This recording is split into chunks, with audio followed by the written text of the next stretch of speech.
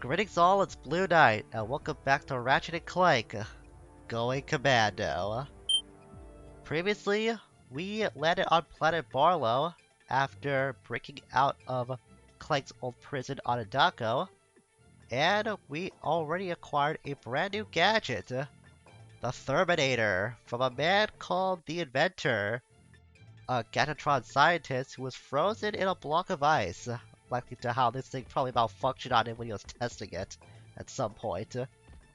A very technically impressive gadget if I do say so myself, considering how difficult it was for the devs to program water based on how it was coded from what I researched on.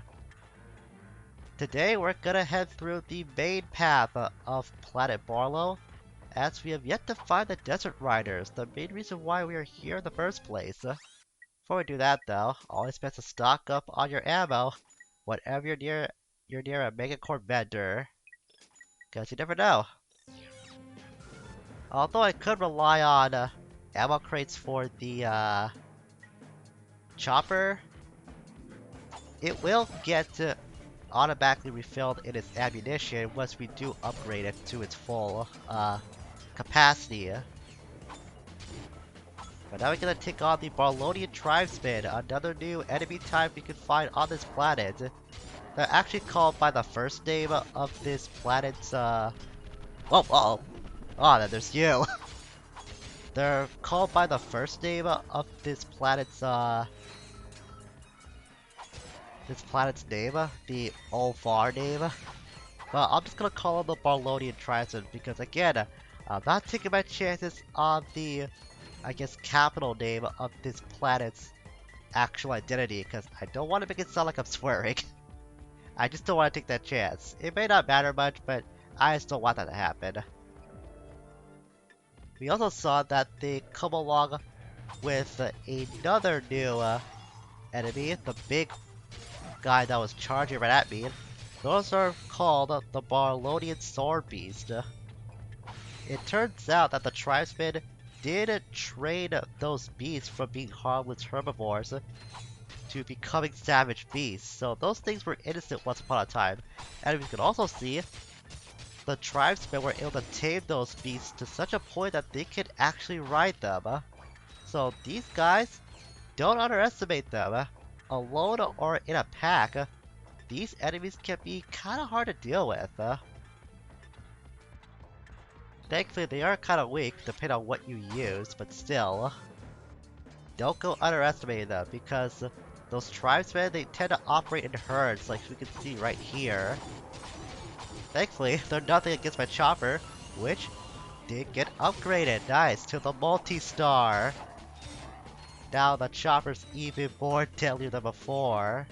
The multi-star can split into 2 more discs after hitting one enemy to cause even more damage.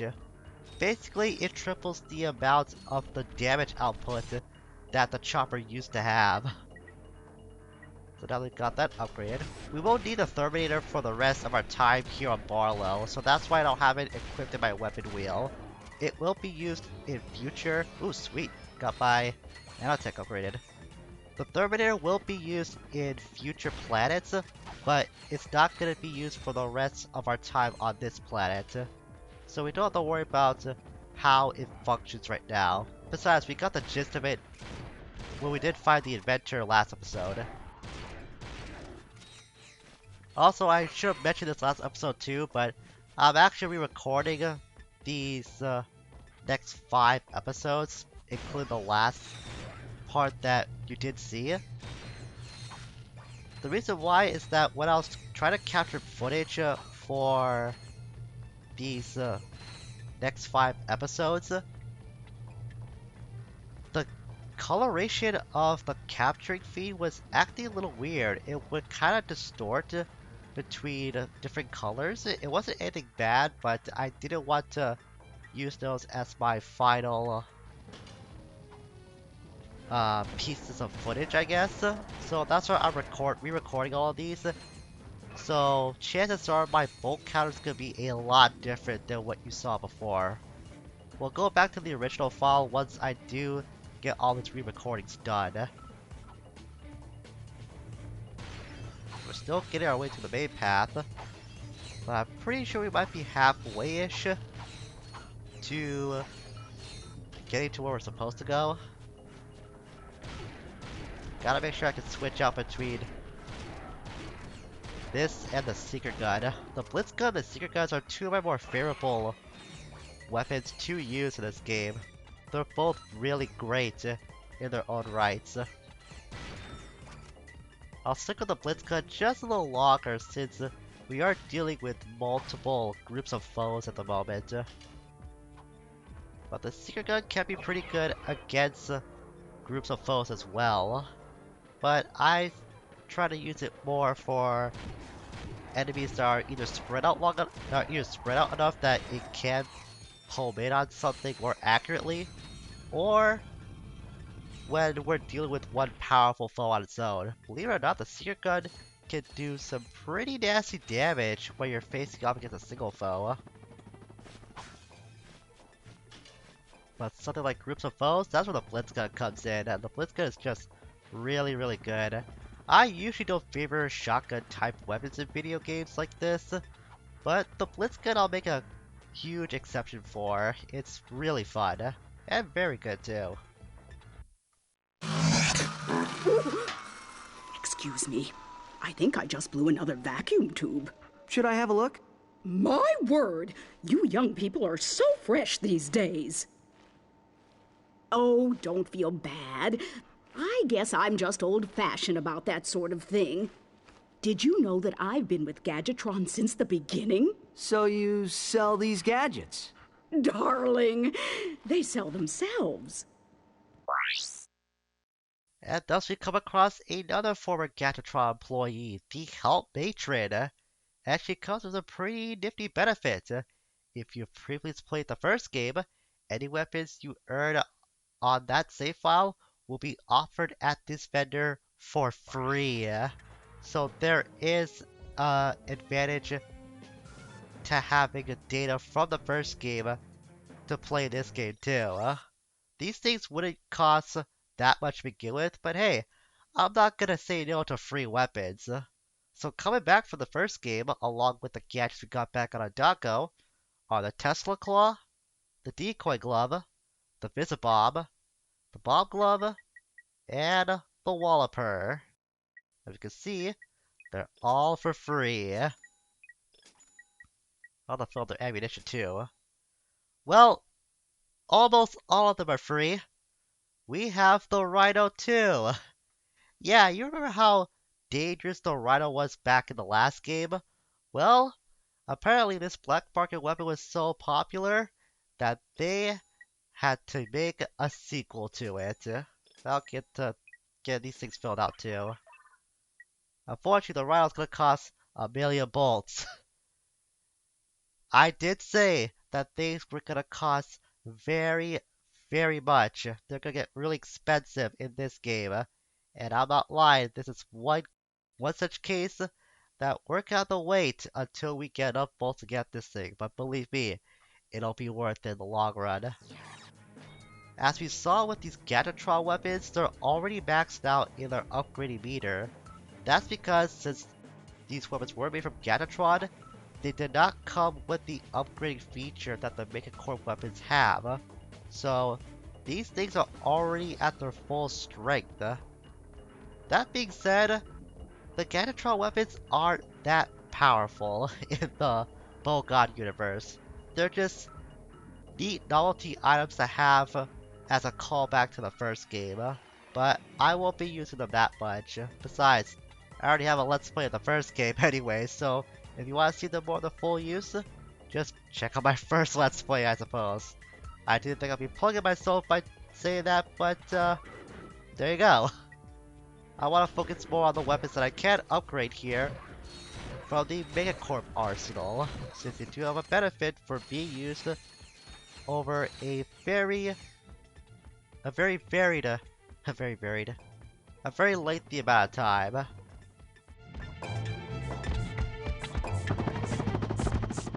Hey, who let you in here? Get lost before I flatten your robot into a hubcap. Touch him, and it's Plasma City! Oh gosh, You didn't have to yell. Why did he have to yell? Hey, man. I can't hear you. La la la la. Only the little guy. Sir, it is okay. We are your fellow desert riders. You are? So you understand my sensitivities? Absolutely, sir. We just came here to race. Well, you can borrow my Bluebell, so long as you're gentle. She just needs a few repairs. Hang in there, my brother. Bluebell is in good hands. Who would have thought that Clank would be the one that could talk to this biker? And this biker's name? I kid you not. His name is Biker 1. Yeah, despite him having a pretty, standoutish appearance, he has a really generic name. I mean, he is a minor character and all, but still. That's pretty lame if your whole existence is just defined by a number. And if you're not even a robot either.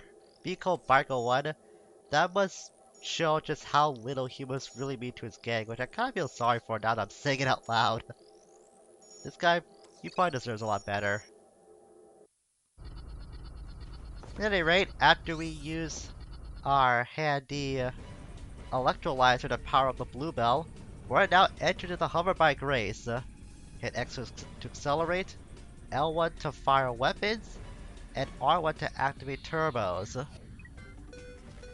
That little pop-up is kind of a lie.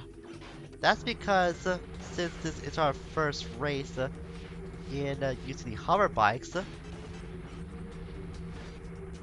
we can only use the turbo option at the moment. We'll get to how weapons operate on the Hoverbike a little later on. Just focus on keeping your top speed up as long as you can, for as much as you can, and winning the Hoverbike race is pretty easy. You just gotta maintain your top speed and continuously acquire boosts. You can even stock up on these to have like a maximum amount of 3 boosts in your possession. Also hit those boosting pads as well. And you'll be able to win this race no problem.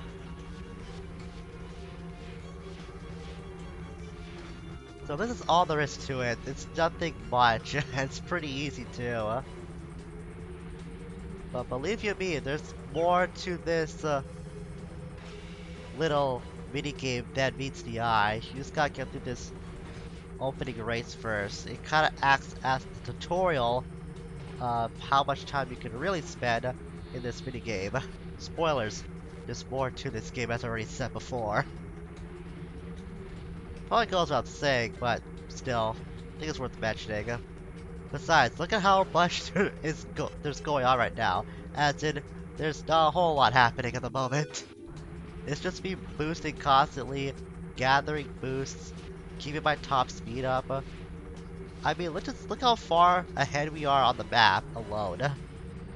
Even if we crash, I'm pretty sure we'll still be able to maintain our lead. But don't go thinking that crashes aren't that harmless in the Hoverbike race. If you do end up crashing too many times, then chances are you're gonna fall back so fast and so far that you will not be able to catch up and win the race at all. So it does pay to be a little cautious whenever you're doing these events. You can even lap guys too if you're doing pretty well. Just like so. It's almost that we won the Hoverbike race. You can wait around and see how the other guys are doing for time, but you can hit triangle anytime you want and get kicked back to the overworld. We'll just see how these times are just for the heck of it. Yeah, did you see that? Did you see how I was able to like maintain a 13-second lead just because I was able to keep my top speed up at all times? This race is pretty easy. Great racing, buddy. Here, take this helmet so the guys know you're one of us. Thank you, sir. Uh-oh. Incoming message from the boss. Attention all Thugs for Less employees. First of all, whatever slug brain's been eating all the choochie bars in the break room, better quit stuffing his face, or I'll... Hey, turn those lights off! It's bad feng shui. Ahem. Next, our space rendezvous point has been moved to, and listen up, knuckleheads, the Felsen system in Sector 1, 2, 3, 4, 5. If you're no good with numbers, find a buddy to help you. Lastly, the company picnic is this Sunday. Don't forget to bring your own juice this time. Hey! I saw that, Cletus! You just earned yourself a write-up.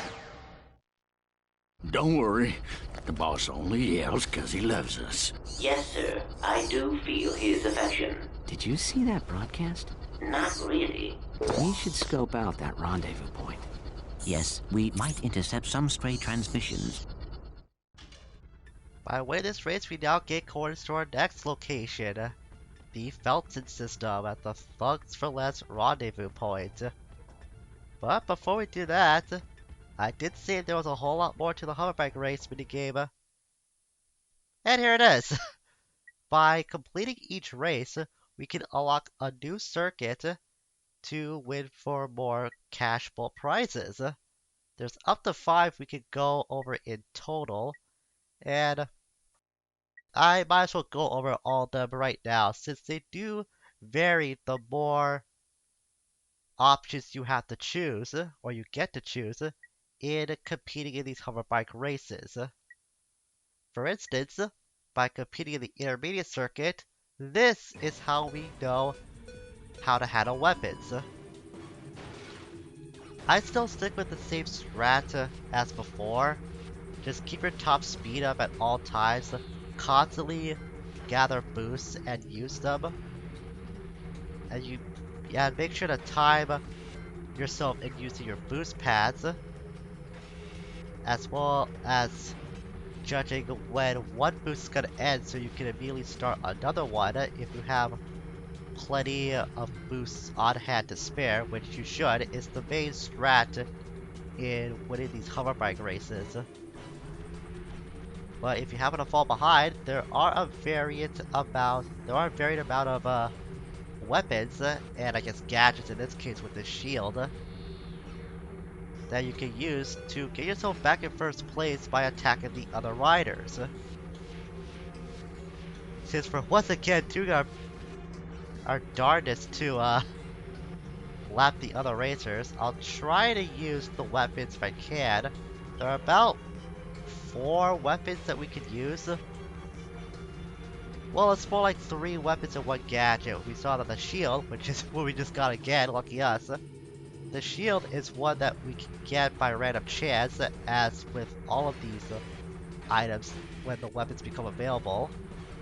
We can also get this machine gun weapon by holding down the L1 button. We had a rocket icon just a few moments ago. That's a homing rocket that we can use to take out anyone in front of us. It's very handy if you happen to fall behind and you need to make like a desperate play to get back in the first place. It's probably the most helpful one out of the bunch. And this lightning one, it sends a shockwave out in front of you which can kill all the racers that are in front of you.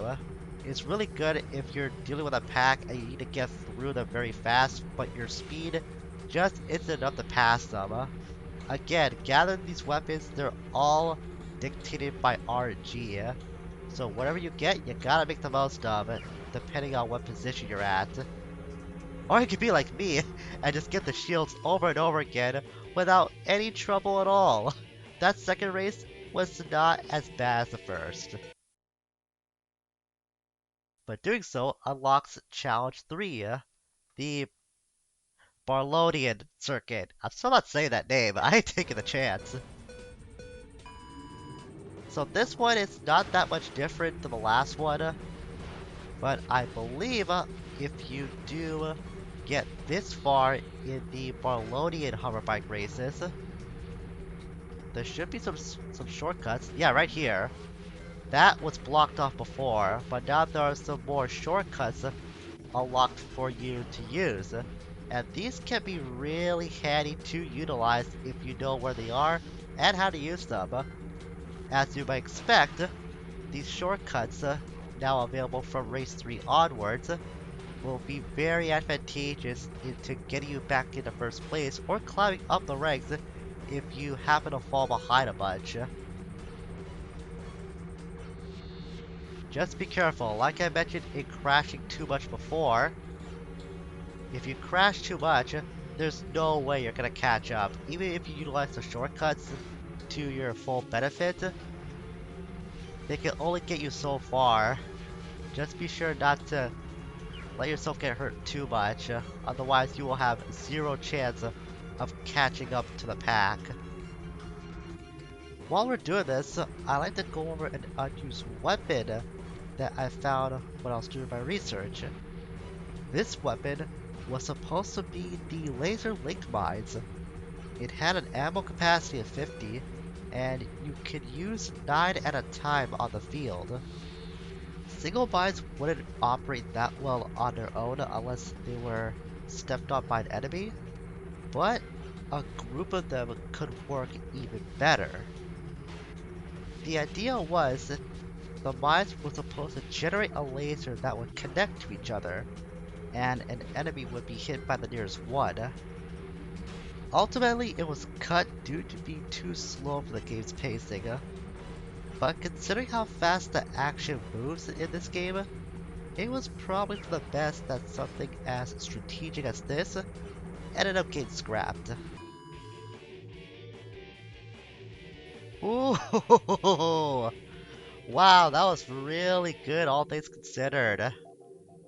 So my time at this was 2:11.1. The reason why I'm acting very impressed by that is because I was like 1 second away from being under the record I need to get the skill point attached to these hoverbike races. Well, more like 2 seconds, if I have to be more approximate. To get the skill point for these hoverbike races, you have to get a time under 2 minutes and 10 seconds. But now here's where the races get a little more difficult. I think this is the one where now the racers will be allowed to, to target me. We saw that there was a reticle that popped up just now. If you ever see that come up right behind you, or I guess right close to you, try swerving from left to right, but not too much, otherwise you may end up crashing anyways. Or, well, don't do that. You can't kill the sword beast. Wow, that was terrible. I did not mean for that to happen, I swear. I got some catching up to do. Hopefully that didn't punish me too much to the point where I cannot catch up at all. I'm up to 6 plates now, that's good. I'll still utilize the speed strats that I talked about earlier, but it doesn't hurt to have a weapon on hand every once in a while to help you climb the ranks a little faster. Would help to have boost though. There we go. That's how the electricity works. I really want to show how the missile works because I haven't done that yet. And I've already touted it by saying it's the most helpful of the 4 that you can get. So as I was saying before, if you do see the green reticle appear behind you or close to you, just go left and right repeatedly until it goes away, like so. But don't do it too much. Yeah, there we go. That was a missile in action. Don't do the swerving too much, otherwise you might end up crashing to a wall or an obstacle or something. Or lose your control of your vehicle. Because that will, of course, make you crash too, if you're too careless. Yeah, back in first place, I didn't notice that until just now. I'm gonna shoot that guy just for the heck of it. I don't want to expend this too much, even though we're on the last lap still. You never know what can happen. Although if I crash at this juncture, there's no way I'm going to catch up and win. 2:15. If I did crash those 2 times, I probably would have broken the record here. That doesn't matter. You have some riches attack Ratchet. Now for the expert course. I'm not sure what makes this different than the other ones. It's basically the same as the assault circuit. But let's try it anyways, why not? Whoa!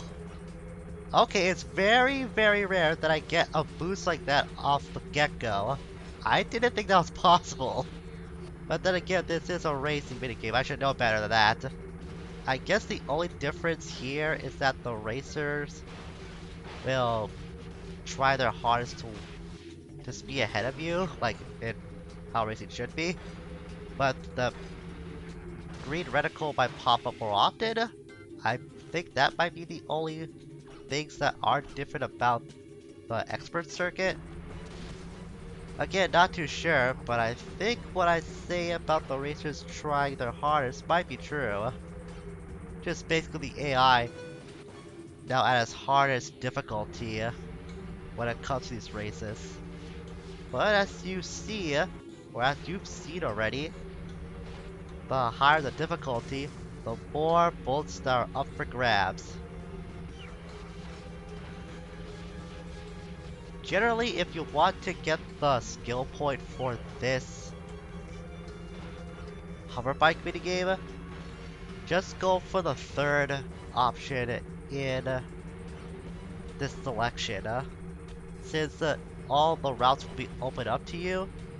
But at the same time, the racers. Uh-oh. Oh, that was close! I didn't think the racers could miss! Especially on the expert difficulty. I got really lucky there. I guess I just sped ahead just far enough that I was able to dodge that, even though it locked onto me. I was really surprised that happened. Uh-oh. Ooh, that was close. If it turned red, then I was gonna be screwed for sure there. But yeah, these guys are playing for keeps now. They're not fooling around. Oh, whew, that was close. It really sucks when you get locked on in a straightaway like that. Otherwise, you have nowhere to go. Just gotta keep going. I'm gonna keep this up just in case. Even though I don't probably need it. Oh, so close again. Just a second and a half off the time I need for the skill point. Oh man, that is pretty tight. I might just do it again off screen just to show that I do get the skill point. But I'm not holding any promises to that. Just get to these hoverbike races. That was my main objective this episode. And we already went through them all, which is really surprising to me. Hey, there we go. When I actually concentrate, I'm able to hit the below the threshold very easily. 209.3. So we exit out of here.